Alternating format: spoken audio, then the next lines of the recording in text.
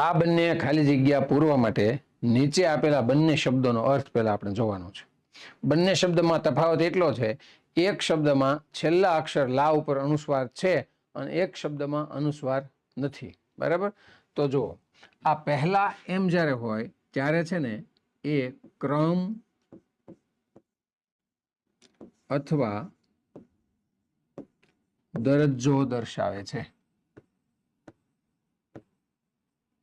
દરજ્જો દર્શાવે છે. બરાબર? અને આ છે એ નામયોગી છે, એનો અર્થ અગાઉ અથવા તો પૂર્વે એવો થાય છે. હાલો હવે ઉપરની ખાલી જગ્યામાં તમને ખ્યાલ આવશે. અમે અગાઉ ગામડે રહેતા હતા, હવે શહેરમાં રહીએ છીએ. એટલે અહીંયા આવશે પહેલા. તો અગાઉ એવો અર્થ જ્યારે હોય, સમયનો સંદર્ભ હોય, ત્યારે તમારે અનુસ્વાર વાળો શબ્દ પસંદ કરવાનો છે. બરાબર? અને બીજી ખાલી જગ્યામાં વૈષ્ણવી ખાલી જગ્યા નંબરે પાસ થઈ. તો આ જે પહેલા છે એ ક્રમ દર્શાવે છે. બરાબર? તો અહીંયા આવશે પહેલા. બરાબર? જુઓ અહીં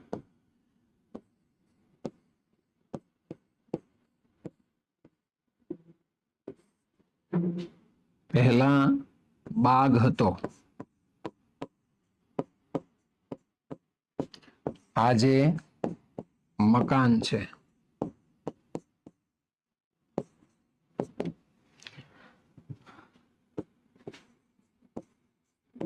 પહેલા ખોળાનું સંતાન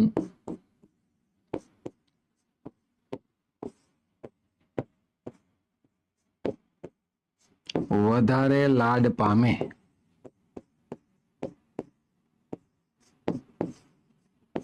ખ્યાલ આવે છે? અહીંયા પહેલા એટલે પ્રથમ એવા અર્થમાં છે, એટલે અહીંયા ક્રમ દર્શાવ્યો છે. અને આ પહેલા એટલે અગાઉ એવા અર્થમાં છે. બરાબર? તો આવા પ્રકારની ખાલી જગ્યા અથવા આવા પ્રકારના શબ્દોનો અર્થને લઈને જ્યારે પરીક્ષામાં પ્રશ્ન આવે ત્યારે તમારે આ બંને શબ્દોના અર્થ યાદ રાખવાના છે અને ભૂલ ન થાય એની બરોબર કાળજી રાખવાની છે. આવા જ પ્રકારના વ્યાકરણના જુદા જુદા ખ્યાલો મેળવવા માટે અમારી વ્યાકરણ વિહાર નામની ચેનલમાં અમારી સાથે જોડાવો.